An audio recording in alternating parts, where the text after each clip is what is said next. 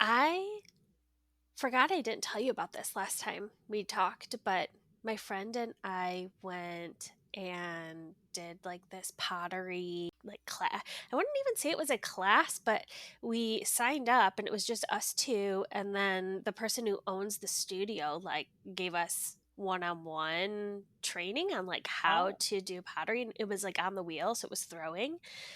And me and my friend are like obsessed with this show called The Great Pottery Throwdown, I think it's called. Oh, I have not heard of this. Okay, there's like 7 seasons. I don't know if you're the type of person that likes to watch those type of shows where they like create something and it's a competition. So there's like makeup and there's tattoos and there's pottery and there's food. Like I love all of that. Yeah, I mean, we used to watch, like, that tattoo one, but I Mhm. I really didn't get into them that much. Yeah. Yeah, I love those kind of shows. So I was like super into this. So then I got my friend Stephanie also into it. And so since we've watched them, which it was like last summer, we were like, okay, we got to take a class. We got to take a class. So we finally got into one and it was a lot of fun. Way harder than I expected to throw Mm, on the wheel. Lots of control within your body and but it was a lot of fun. that sounds like lots of fun and a good date night idea. We had a last-minute dinner date last night, Ooh. again at Cooper's Hawk, my favorite, and my son went to daycare 2 days this week, and by the 3rd day, he was sick. So super excited that we were able to go to dinner last night because we were just exhausted. And so my mom came over to be with him basically the night before. He woke up at like 10 o'clock at night, just like vomiting. First time he's ever vomited. And was scared, like so scared because like Mm, he's never even, been through that. And again, I'm like, oh, I got to be the mom. I got to yeah. take care of the baby now. Like, Mhm. so we were basically up every hour that night, and he was finally feeling better. He's got some food down. Yeah, so that was a lot. That was a lot. And now he's kind of got a little bit of a cold. So I'm thinking this is from Mm. daycare because Yeah. my child has never been sick. So yeah, just lots of sneezing and congestion. And I think, especially for toddlers, like they don't know to blow their nose, they don't know to get it out. So they just like swallow it and then they end up puking it up, and it's just a Mhm. great experience. So I wish that upon no one, but I know everyone's going to get to that stage at some point. Daycare's so interesting to me because, right, you send your kid somewhere so you could go to work, but then Mhm. you're sending them to this petri dish of disease and illness, Yeah. and then you constantly have to take off work because they're catching. Yeah, it's like this never ending cycle, and you're like, I could just be with my baby. I Like what? know. But I mean, it was good otherwise for him to socialize. Immediately he was having so much fun and like interacting with the other kids. So I think long term it'll be good for him. Yeah. But yeah, I mean, even like the second day, he was like reaching for the daycare lady. And I'm like, Really? I am your mom. Why do you want to get away from me? So yeah, so that's my week. And I really enjoyed my dinner date last night with my husband to just decompress because this week has been crazy. So, This week has been kind of crazy. We've had to take our cat Bean to the vet twice. We took him what? this week and we had to take him last week. So Bean has pica. I don't So know what that he is. so what that means is he eats and has a craving for things he should not eat. And Oh, the his plastic, pica right? is Okay. plastic. And he's at the point where if he eats something or eats the plastic and then throws it up, it irritates his stomach so much that he just will constantly keep throwing up until Oh, we're able to get him like anti nausea medication. And Rob and I have been trying our best and our hardest to make sure there's nothing that Bean can chomp on, but we live in such a chaotic household with the baby and just, like we just try our best. So he clearly ate plastic sometime last week. He did throw it up, but then he was having issues. So we took him in and they did an x ray and everything looked fine. And then they gave him medication. He was good until we started to move him back to his normal food. And then he started to throw up again. So we don't know if there was like another trigger where he ate something, which I don't know how he could have because we don't have anything in the house, or if he just wasn't ready to transition. Hmm. We had to take him because he couldn't even keep water down. But what was nice is they gave him like take home anti-nausea medication, so if we did have to administer it at home, we could.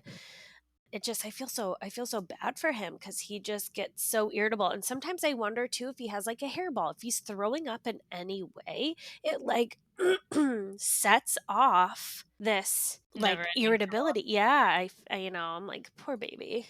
Yeah, no, definitely.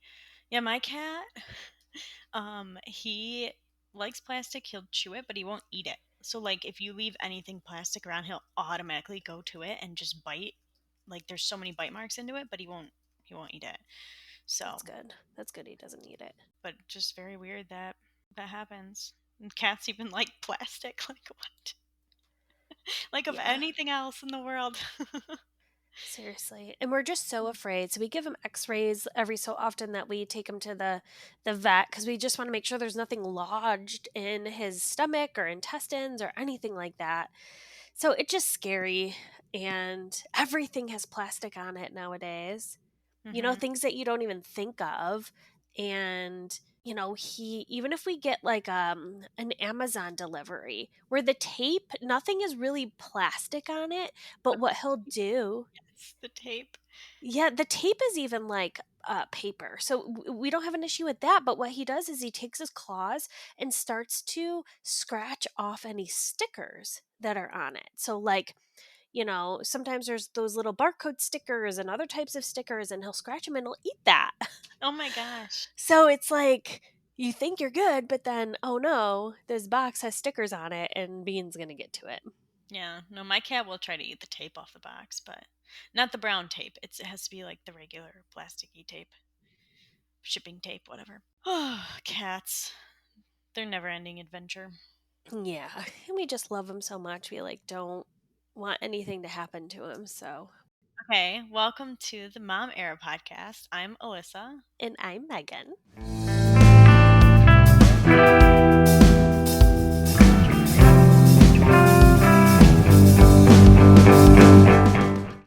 We are talking about nurturing self care today in all of the chaos that it is being a mother. We wanted to kind of talk about, just give a little overview of like the role that moms play. So they play a central role and foundational role in a family.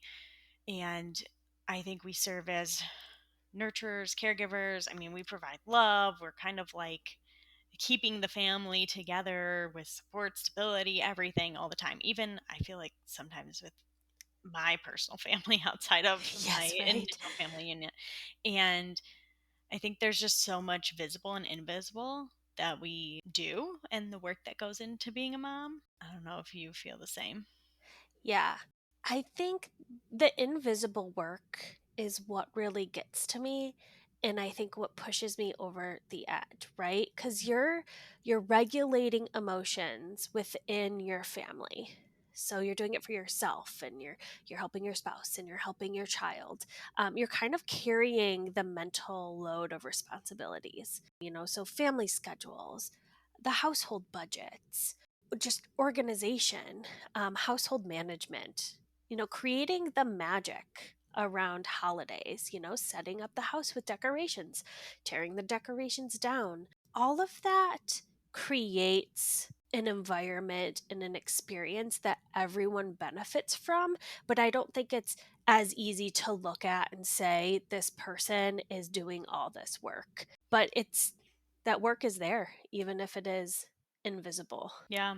Yeah. No, I feel that in every aspect. I mean, even like when it's, oh, we need more body wash. Okay. It's just Mhm. magically there the next day. So, Right. And I know that this isn't everybody's family structure, right? I don't think that moms always have this role, but I think it's so common that they do. And even when they don't have all of these responsibilities in a role, I feel like as a mother, you just tend to take on that extra emotional Mm-hmm. um, piece of everyone else in the family, or take on like the extra small Mm-hmm. things sometimes. And I think that that does take a toll on a person over time. Yeah, for me, it's the mental load. Like, I don't know about you, but my brain is constantly going. It's thinking about what's happening next, like 5 steps down the line. Hmm. Oh, And yeah. to me, this is something that's like hard to explain to my spouse, Rob, who is a stay-at-home dad. He does a lot of the like day-to-day labor. He takes care of Eleanor. He does a lot of like that load, but then I think it's hard for him to conceptualize that. I don't know if it's just my female brain. I don't know if it's the way I was socialized. I don't know if it's how I grew up in my family unit, but I'm constantly like 20 steps ahead. And so I feel like sometimes he feels like I don't bring him into the conversation soon enough, early enough. And then I'm constantly just like checking things off my mental list Hmm. instead of like, pulling others in to help with it. But it's just something that, the mental load is just so overcompensating and like kind of happening without me knowing, if that makes sense. Yeah, no, I definitely feel like I was already kind of this way just because that's the type of person I am. Same. I'm an oldest child. I run, in with my sisters. Like, I'm the leader. So I am naturally the leader in certain situations in my personal relationship with my husband. And so I kind of already had that. But since becoming a mom, I feel like sometimes it's too much. Like, Hmm. I have said to Austin multiple times, like, I don't have the mental capacity to make this decision, so I'm going to hand it over to you to make the decision because Yes. I cannot think about it. And it was something so small, like, when are we going to get the cats and bring them home after our showings on our house were done and we were going to dinner with Austin's dad? Like, it was like, were we taking them home before? Were we taking them home after? And I Hmm. was just like, I can't. I can't make Yeah. this decision. And that's fair. That's fair. I think the burnout is real, like real. Yeah. So, what we want to talk about today is self care. It's crucial. It's like super, super, super crucial in maintaining our overall well being. I would think, especially for moms who prioritize their family's needs over their own, which I think is very common as the role of a mother. I do want to talk a little bit about our experiences with self care because I'm interested to hear, like, is this something you're good at? I would say I could be better. Mhm. I was very good at it, like, immediately after having my baby, within the first, like, probably 6 months or so. And then after that, I feel like I just kind of fell off the train of Mhm. like things that I would take care of myself, like, or doing self care things for myself. I don't, would you say you're good at it? No. I struggle with listening to my body and understanding my limits. I often don't know when I've hit my limit until I'm like way past my threshold. Mm, And like complete transparency, this is something I've been working on with my therapist, which going to a therapist is self care in itself. yeah, But I agree I 100%. think living, with my spouse pre baby, it didn't really affect my burnout level in the same way that it does post baby. So I've always been like a go, go, go type of person. I don't like to live in clutter. I don't like to, so I'm always constantly doing stuff. And I think after having a baby, doing that has just not been good for my self care. I also find myself in this like cycle where because I haven't built in good self care habits, I'm too tired, too exhausted to put in the effort to like recreate those habits. And, I'm not taking care of myself and my body. And in turn, basically anything I do feels like too much. So I really, really need to break that cycle. That's why I'm really glad we're having this conversation and talking about it today because I'm going to take some of these strategies away for myself. I'm like, I have to because I'm just so tired every day. And Eleanor's a great sleeper. It has nothing to do with Eleanor. It has everything to do with me and like not listening to myself and taking care of myself in that way. Yeah. No, I feel the same way. And I'm at the point where I think, I don't know if it was the other day or not, but I just like kind of looked at myself and I'm like, hey, like, whatever we're doing is not working to keep you in like one, the mental space that you need to be in and the emotional space. So we need to figure something else out. And that is also my problem too. Like, I'm overstimulated. Yeah.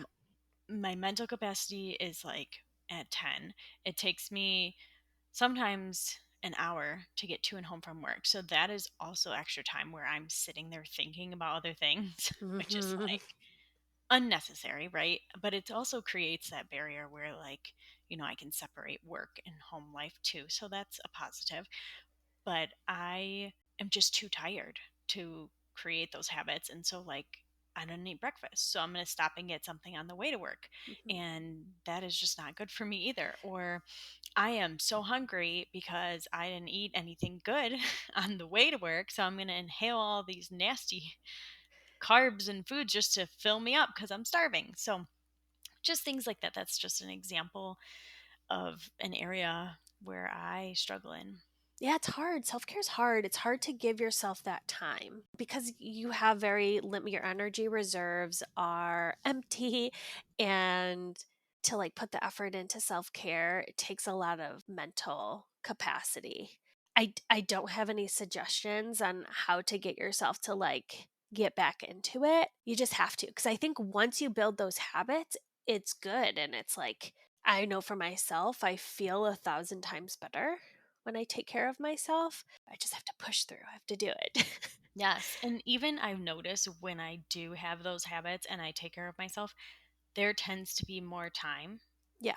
And I don't know if it's just like in my head or if things just kind of work out better because I'm taking better care of myself. But yeah, I've noticed I it. believe it though, because I have really bad habits, and so may just like hang out on the couch at the end of the day scrolling, right? Where I could use that time for something else, and my time gets lost like staring at a screen. But Oh we'll jump into all of these. So, just as like a preface, we have crafted Alyssa and I have crafted a list of strategies for maintaining self care as moms. So this list, it isn't exhaustive, and it's not one size fits all. So, really take what works for you, leave the rest. I also can't say personally that I've engaged in all of these, but I can say at least I'd want to try. yeah. I want to get there. Yeah.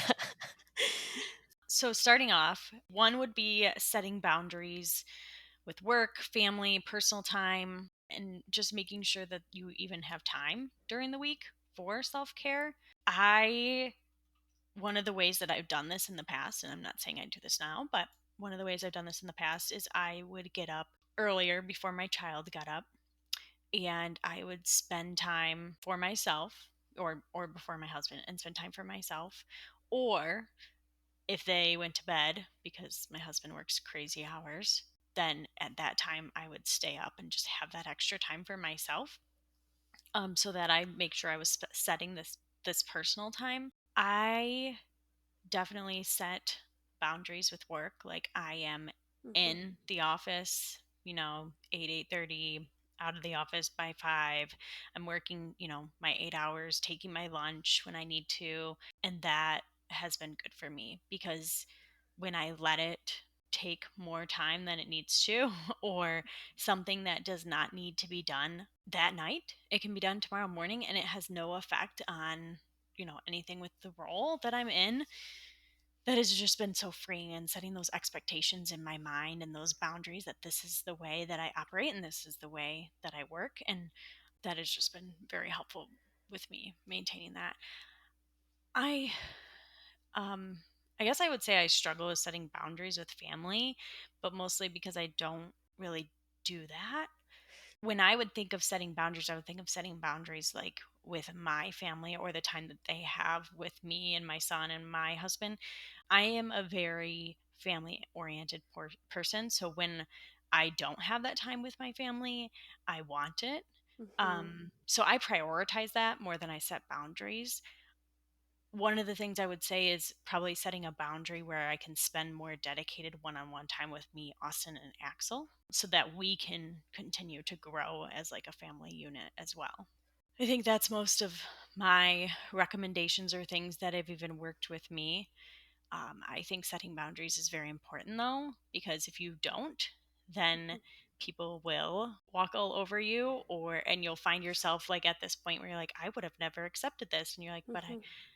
I've just kept saying yes, yes, yes, and you're so Mhm. overloaded, and you can't. It's so much harder to come back from being in a place where you're so overloaded than it is to come back from like accidentally saying yes when you had to say no one time or something, where Right. you set that boundary up front. Yeah, and I think it's important to note about boundaries too, because I think there's a misconception about boundaries. A boundary is something that you are setting for yourself, and it's not something you're setting for other people. So if your boundary is, I am not going to do anything past maybe 5 p.m. on a weekday, and somebody reaches out to you and says, hey, we're having this get together. Do you want to go? And you say, no, like that's my boundary. I'm not going to go. I think that's important because it's not saying to the other person, hey, this is my boundary. You have to change what you're doing. So I think that's just really important to remember as you're setting boundaries for yourself to follow, and it isn't necessarily like the outside world conforming to what your boundaries are. Yeah, because it's about you and making sure you have that time for you. It's not about what someone else is doing and how they feel about it or if they Right. even care, right? Yep. So the second one we want to talk about is prioritizing sleep. I think the best way to do this is to set a regular routine, stick with the routine. I am so bad at this. I'm really good at getting in bed at a regular time, but I have a tendency to stay on my phone. And I will be scrolling TikTok and I'll say, one more video. And I'll watch a video and I'm like, one more video. So, some things I've thought through myself that might work for others is I've considered setting alarm for myself where I'm just putting my phone down. Yeah. I'm really good at putting my phone down for others. So I will keep my phone away from me if I'm with Eleanor, if that's my time with her or my time with Rob. But if it's the time with myself, I need to do that also. And so, setting an alarm, putting my phone away, saying after a certain time, I'm not going to pick up my phone. Rob's brother was telling me about something he used where he would like lock up his phone. And I think he would do that during like work hours or something different. But, there's lots of different strategies you can use to set your phone aside. But some other things for prioritizing sleep is some of those like alarm clocks. Like Hatch, I think is one. They have an adult alarm clock that is supposed to like help you ease in and out of sleep cycles more Oh, naturally. I've always thought about getting one, but I hate subscriptions. And I have the Hatch for Eleanor, and I bought the subscription, but I canceled it because all we use is the white noise. I think, and again, I don't know where I got this, but it could have been from TikTok because I aimlessly scroll like you do. Yeah. But there is a way. I thought you could set time limits on apps specifically on the Mm. phone so you can only use it for 30 minutes and then when it's done, like it closes the app. Oh. But I don't know. I'd have to research that a little bit more. I have in the past just deleted the app. Mm-hmm. But kind of what I do right now from a sleep perspective is I am very much like we're in bed at like 8 or 9, right? And then sometimes we stay up and watch TV until 10. Sometimes we sit on our phones until like 10 or 11. But as soon as I start to feel myself like, okay, I'm tired, then I just started like putting my phone down. Mm-hmm. And so we have a habit of like, I'm like, okay, I'm tired. Like, I'm not going to keep scrolling. I put my phone down. And kind of Austin just does the same thing at the same time. So we just kind of like then we're both going to sleep instead of Yeah. me sitting there listening to him on his phone. Then I'm like, oh, I should go back on my phone. Yeah. But yeah, that was just something like as soon as I felt tired, I just, okay. And that's kind of been Mhm. my habit right now. I like the deleting the app. That's something I should do. I've turned off notifications on all of my apps except for like messages, and that seems to help a little bit. I'm interested. I would be so interested. I have an Apple Watch, but I don't wear it at night, but I would be interested in my quality of sleep. I think it's good. Yeah, yeah. I feel like I've been getting a lot better sleep now. I mean, postpartum, it was kind of, your hormones are everywhere, but Mhm. um, yeah, I've been getting really good sleep lately. Ooh, good for you. Yeah, not to brag, but That's not to brag. No, you can brag. You can humble brag about having good sleep. another one is exercising regularly. This is one I tried to start implementing in December. We are not doing it still. Am I gonna keep doing it again and start all over? Yes, because I just keep starting over till it's just a habit. But when it gets warm outside, we like to go on walks every day. I struggle with that because when Austin like works long days, then it's just kind of me and Axel going on the walk, but it's still good to get out in the sunshine. What I do is like an at-home workout. So as soon as I put the baby to bed, 7 o'clock, 7:30, we would go downstairs and work out. It was like the perfect mix from like your food had digested from dinner enough, Mhm. you're working out. Or I've also seen people do it like super early in the morning during that time where they would wake up before their kids. Just thinking of different ways you can incorporate it, right? If you're sitting at a desk all day, stand up. Mhm. And if you stay in like let's say you go in an office, or even if you're at home, especially when I'm at home, I tend to sit at my desk a lot longer. Yeah. Go start a load of laundry, go walk downstairs and get something to drink. When I'm in the office, I tend to take, oh, I'm going to go walk to the bathroom, or I'm going to go walk to get something to drink. So that's a little bit more of incorporating other exercises into your day, because it's not always easy for people to go to a gym or a facility or Mhm. pay extra for that too. Physically going to the gym is so difficult for me. And I don't like to go to the gym alone. Well, and And who's it's not going to watch the baby? right, right. And it would have to be after work or after she goes to bed. And it's just not doable for us. So I'm with you. The at home workouts are best for me. I've pulled out my walking pad again. I did it yesterday. So I Oh, walked for 2 hours while I was working yesterday. Honestly, that's like the best way to incorporate it into my day. And then sometimes Rob and I take Eleanor out on lunch and walk around the neighborhood. Something my mom used to do with us, which I'm excited for when Eleanor is a little bit older and we can incorporate this, but I remember my mom doing workout videos and we would be in the room with her, like, pretending to do it too. Just really not doable right now when Eleanor is so young, but that'll be a fun activity to bring Eleanor into someday. yeah, I've done it with Axel, Yeah. and he just kind of like stares at us while we're like, what are you guys doing? Eleanor would just get in my way, I feel like, because she's always like on. Yeah, yeah. Okay, so the next one is eating well. So focusing on nutritious meals. I feel strongly about what you put in your body will directly affect how you feel physically and mentally. Rob does manage our meals for the most part, but I found that meal prepping and mapping my meals works best for me because I typically, when I'm working, I don't think about lunch until I'm hungry. And by that time, I'm not sitting there like, oh, I can cook something healthy or I can just grab and go whatever's in my fridge, which tends to be the more unhealthy option. So, kind of mapping and planning that out always works best for me. Eating out less. We've been eating out less. We struggle with breakfast. We love going out to breakfast.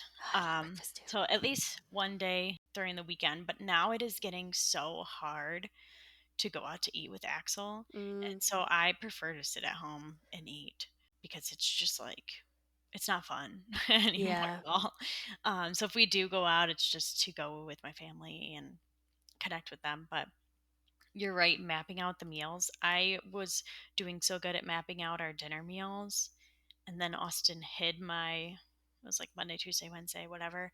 He Yeah. hid it for the showings, and now I don't know where he put it. Oh, no. Um, but I think the worst part for me is breakfast and lunch, because like he can worry about dinner or we can make it when we get home, and that's not that big of a deal, but like making sure I'm getting the nutrients I need for breakfast and Mhm. lunch, that's hard. Yeah. I think my biggest problem is I generally eat well all day, but I like to snack at night. Mm, And I don't always have the healthiest snack options available to me.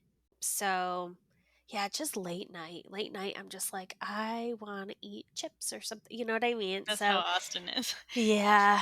And I'm not a big snacker at night. It's only like I want something sweet usually because I'll get like a sweet craving. But that's probably because I didn't eat enough nutrition during my other meals to then, Yeah. like, okay, I need something sweet. Mhm. Another one is connecting socially. So maintaining connection with friends, loved ones for support and social interaction. You and I, I'd say we are okay at this, mostly Mhm. more with family than we are with friends. But I think it helps that you and I usually Yeah. connect a lot frequently, because like I need to have conversations with you sometimes where I'm like, I just need to tell someone, I need to talk through this. So that is nice. But also like making sure you do things like you did with your friend Stephanie, and like Mhm. going out and seeing other friends, because it's not always a bad thing to do. I know you probably want to be home with your baby and spend that time, but getting out and being with other people socially is always good too. So I try to prioritize that a little bit more now that Axel's older. Yeah. But I kind of just, I mean, if I'm ever in a situation where it's just not going to work out, it's just not going to work out, or I just bring him with me. Yeah. So, I think incorporating the child into the activity is generally the best for me. I also think, at least at this point in my life, that it's often good to connect with friends with children so you mhm. can, get together and bring the kid or find local mom groups. I mean, we have a ton near us and they put on events all the time. Sometimes they put on dinners with just mom, sometimes it's mom and the kid. And I've been wanting to go. They've just fallen on days that I couldn't. But I've been better, I think, since we've last talked about it. I've been way better at like doing things socially. I've saw my high school friends a few times. I've seen some friends from, my old high school job recently, and we have something scheduled for this weekend. And I don't know, it's been nice. It's been Yeah. nice to take those breaks and be an adult and like do something for me.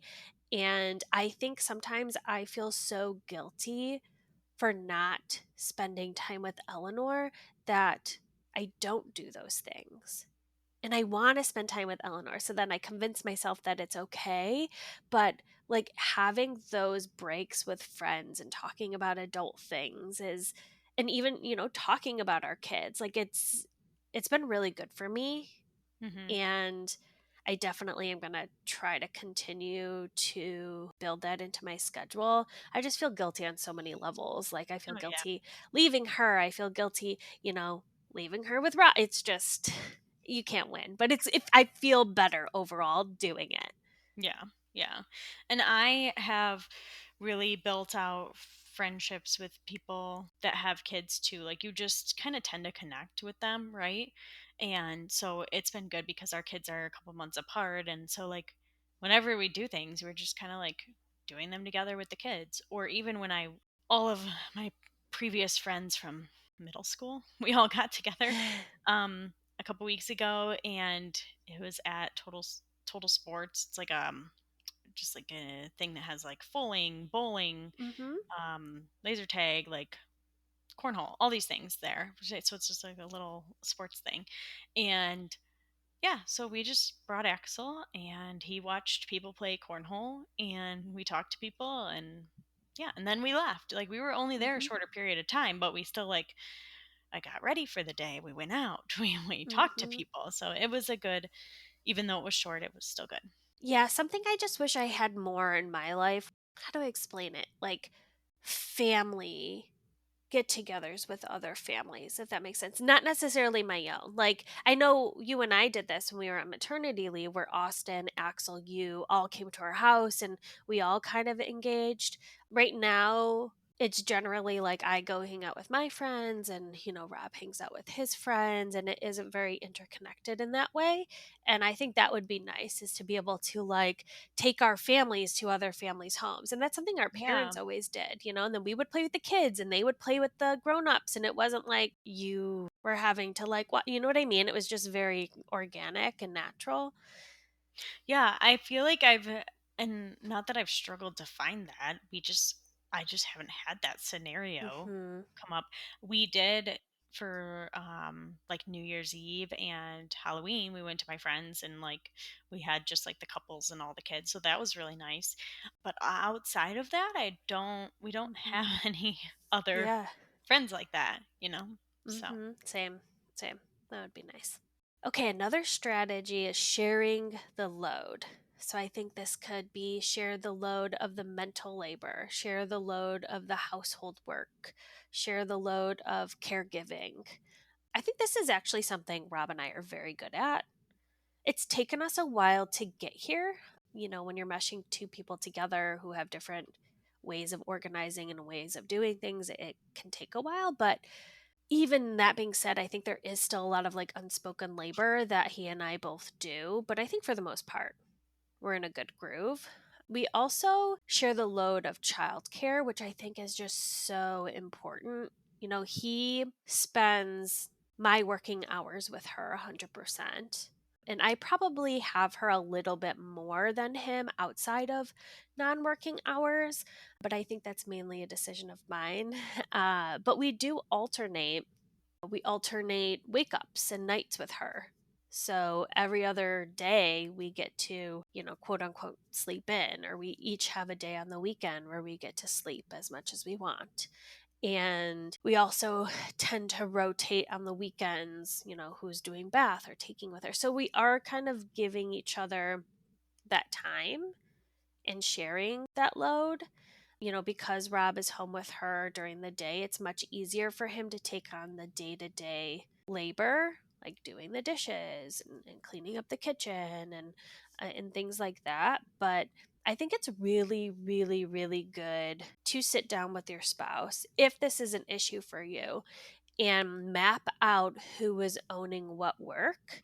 There's a book called Fair Play, which was suggested to me by our therapist or my therapist, and it comes with a deck of cards, but it's also something that you can print off for free online, where you go through all these different categories and you can assign like who is owning what. And I suggest this primarily because the mental load is then taken off. Like, I know Rob's going to handle the meals. I know he's going to do the dishes. I know he's going to do the cat litter. And I never have to think about that anymore. But mhm. if we didn't kind of divide the labor, I unfortunately would take on who's doing this, when is it getting done, hey, you need to do this. Like, it's just naturally something I am like taking on, so it evenly divides housework and the mental load. Yeah, no, that's good. I think that that's so important to do because I do the same thing that you do where I automatically take on the mental load. Like, oh, hey, you're going to be off tomorrow. Now I need you to do X, Y, and Z. Hmm. Um, and our structure is a little bit different. We both are working parents. And Austin has like 4 months out of the year where he's a full time stay at home parent, just because of where we live and the conditions in which he can and can't work in. So we have automatically kind of, not exactly, but set these expectations. Like during the winter months, Austin is the main caretaker for these items. And during the summer months and when he's working, I am the main caretaker. So that has helped take that load off of my head. And then we also have set different expectations compared to what you guys have Hmm. set up, with the baby, where we have time separately together, and we have where like he'll get up and take care of the baby, so he's the main baby take caretaker during these winter months, and then I become the main Hmm. baby caretaker But that doesn't mean that he doesn't just like, if I had already gotten up with the baby once, he'll get up the next time. So we just kind of like unintentionally mutually just do it. And Mm-hmm. I think that comes from we like to do a lot of things together. So Yeah. that's just kind of like we pick up where the other person slacks because we know the other person is burned out. Mm-hmm. But one thing that has worked for us is I create lists. And I every night we review our list and we go through, okay, you have this task, I have this task. Okay, so I don't have to think about it. I can write everything down. It then comes out of my head and Mm-hmm. I just have to refer back to the list. And so if we didn't get something done, that's fine. It goes on to the next day's list. And that has helped me a lot just with Oh, I sharing. love lists. I know. Another thing I would say is engage in hobbies. So, taking time to do things that you want to do outside of the family and dynamic and work dynamics. Dedicate some time to those hobbies or activities. And again, it might not be at first all the time that you have. It might be 20 minutes that you have to go do something, but still spending that time on something that you enjoy is important. And engaging in hobbies is so hard. It's so hard. I feel like it shouldn't be as hard, but if you don't have anything, when somebody asks you, like, what are your hobbies, and you don't have anything to say, which was me for a very long time. Yes, same. It's so important to like seek out what your hobbies are outside of being a mom. And that's something I've been trying to re-engage in. The pottery was something. Rob bought me like a little pottery kit for Christmas that I can do like hand building, reading. So just like find those things that make you happy, because you're just gonna feel so much better. Yeah, I spent more time on that, doing things I was reading, doing things I wanted to do Hmm. when like within those first 6 months. And then Fell off the wagon. I don't know Yeah. what happened. Yeah. My therapist always asks me, "What are your hobbies?" And I have to be like, I'm like, why is this so difficult? She's like, you're not the only person. You're not the only person. She's like, everybody struggles with this after My being a answer mom. to that would be eating food Yeah. and feeding my family. Like I Yeah. don't Ugh. Okay, the next one is seeking support. So this can be professional help if you need it, such as a therapist. There's a ton of different support groups, there's mom groups, having a friend to share experiences with and to share guidance. I mean, you're definitely that person for me because we're like at the same level. Eleanor and Axel are, only a month apart, so they're going through a lot of these stages together. So it's nice to bounce those ideas and talk to each other about these things. I couldn't survive without my therapist, and I couldn't survive without my friendship, solidarity, family, like being able to talk through these brand new things. I second that. Like I have a therapist too. It is just amazing being able to talk to someone with an outside perspective that isn't involved in the situation, that maybe has a different view that you're not seeing. You, Megan, are one of my biggest support persons. And then Same. my mom, my sisters, Austin, family Yeah. dynamics. But it's just like, ooh, being able to talk to people is very important, especially for women. Yes. Yes. Um, Another one would be self compassion. So giving yourself grace. And I was just thinking through this. It's okay to have a messy house. Okay. You're going to give yourself grace if the floor hasn't been vacuumed in 3 weeks, but you made dinner and ate dinner at home with your child for the past 3 weeks together and spend that one-on-one time. That's okay. If you decided to take an everything bath and, you know, take care of everything instead of cleaning and doing the laundry at night, that's okay. That is giving yourself grace. And I think one of the things that has helped me is it is what it is. Saying that situation, like I can't control it, but what's going to be something that's going to be positive for me. So, for example, shaving my legs. Okay. Mhm. Like I didn't do the laundry last night, but I shaved my legs and that made me feel happy. So, Yay. give Yes. yourself grace. And it'll all get done eventually. Yeah. And, And then it'll be dirty next week. So, it's yeah, fine. exactly. Oh gosh, this next one, the digital detox. So, taking breaks from screens and technologies, setting boundaries for screen time. So, we kind of already talked about this, so I'm not going to go into it. But I think phones are so addicting. I'm so addicted to my phone. I need to actively try to break that addiction and just do some of the things we talked about before, like Hmm. putting your phone away, deleting apps, putting time limits on apps if that's a possibility. So I think all of that is very good. But staring at our phones in all of our free time, for me, that's just it's not good for me. It's not good for anybody. So Yeah. detox. Times 10. Yes. uh, so another one would be staying organized and setting schedules.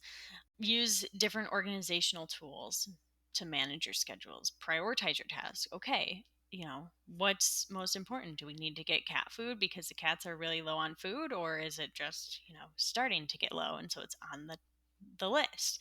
And that's kind of how, when I said we do sit down every night and kind of look at our list, like we prioritize it, like, okay, these are the Mhm. next three things that I have to get done tomorrow, and the rest, like, if I don't get to them, that's okay.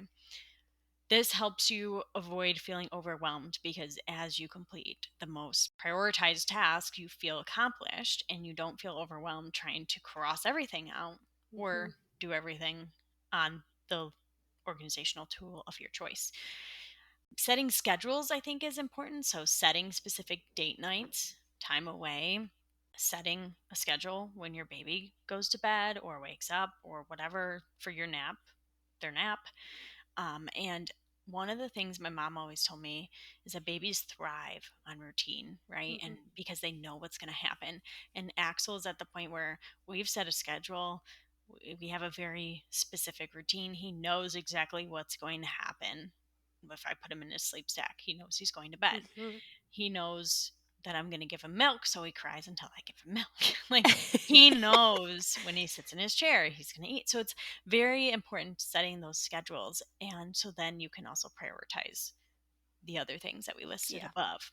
One tool that we couldn't live without is our family calendar. So we have a calendar on our refrigerator, and Rob puts his stuff on there. I put my stuff on there. We put our family stuff on there. We put our combined events, and it's just paramount in keeping us organized and not double scheduling and making sure that we also have rest days and yeah, things like that. So we couldn't live without that.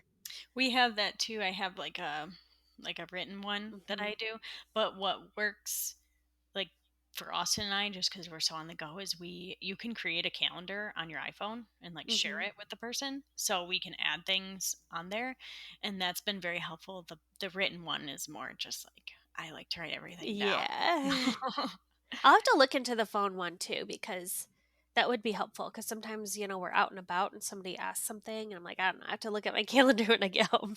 Oh yeah, no, I've trained, like, not trained, but like Austin and I are like, if he goes to an appointment and they schedule the next one, he's like adding it in his Hmm. phone right then. So that's been very helpful for us. Nice. I like that. And then the last one we want to talk about is work and being working moms. We both work. So we do have a drive and a purpose that exists outside of being a caretaker and a mother. And it's just other ways that we do feel accomplishment. I can say for me, being a working mom, the place that I feel most irreplaceable is being a mother, but working does kind of give me a mental break sometimes from just the day to day labor, whether it's invisible or not, of being a mother, which can be a lot. I know when I talk to friends and even Rob, who is a stay at home parent, they often don't get that break until the end of the day. Where, yes, like work is intense and there's a lot going on, but it's just separate, which I guess can be its own form of self care. Yeah, and being a stay-at-home mom or stay-at-home dad is still work. Yes. But like, even if you are doing that, finding something else that you can do maybe during the nap time that's not specifically just housework, so you can feel accomplishment and purpose outside of, just tasking. I mean, obviously, being a stay-at-home mom or stay-at-home dad, it would be so much accomplishment in itself because you get to be there and teach and be with your child as they learn everything. But the stage of being a working mom lets me take that mental load off of having to be home and taking care of everything, going to work, still thinking about my child and everything I need to Yeah. do, but not as intense because I know so and Mhm. so is taking care of them. Yep. That concludes our strategies for maintaining self care. Yes, I actually would be very interested. Like I said, I'm not super great at self care. And so crafting this list was like, this is how I would envision my best self to be. But if you have any strategies we didn't mention, I personally would love to hear them so I can try to incorporate them. So, of course, DMs are always open and our email. Momerapodcast@gmail.com. Yep. And yeah, I mean, our challenge, I guess, for you and I is to really start incorporating these. Maybe we check in like a month and see how things are going. Yeah, no, I like that. And that's my mom era, honestly, this week is just focusing on self care. I was thinking about sitting down and kind of mapping out what this could look like for me. So Mm. I'm not like thinking on the go, like, how can I do self care today? You know what I mean? So saying, oh, I'm going to go to bed at 10 o'clock, no screens, that kind of thing. So I'm going to sit down and kind of map all that out and see how it goes. Yeah. No, I would say that's my mom era too. I really need to figure that out, especially just with the transition of it getting warmer and Austin going back to work and me Hmm. being working and the household lady and the baby lady. So I just kind of got to look at what that's going to look like so I Hmm. feel confident in making sure I'm taking care of myself. Yeah, but we'll check in. Yeah. We're gonna keep you and me honest. Hmm. Yeah. I might just throw in, I need to go get a pedicure because, I'm I taking want a over so massage. many things. Oh, those I always tell Austin before he goes back to work, we need a massage, and when he gets off work, we need a massage. Yes. Have you gone? I've never gone. Oh yeah, we went twice this past year. Really? Okay, I need to do it. Mm-hmm. Oh, it's so nice, and we do the couples one usually. So Hmm. Oh, maybe I'll have Rob do it with me. I think that'll be fun. yeah. All right. Well, thank you so much for tuning in this week, and see you next week. Bye.